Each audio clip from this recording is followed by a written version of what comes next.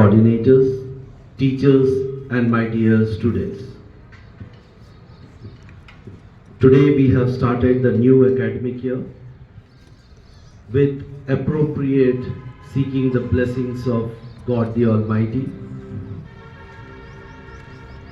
and pray that the successful last year we had, we continue with the success and we achieve miles in this year also. Success, I always say, depends on only one thing, and that is being regular, being disciplined, and being hard worker. There is no shortcut to success. If we want to achieve success, we want to become something in life, we need to work hard.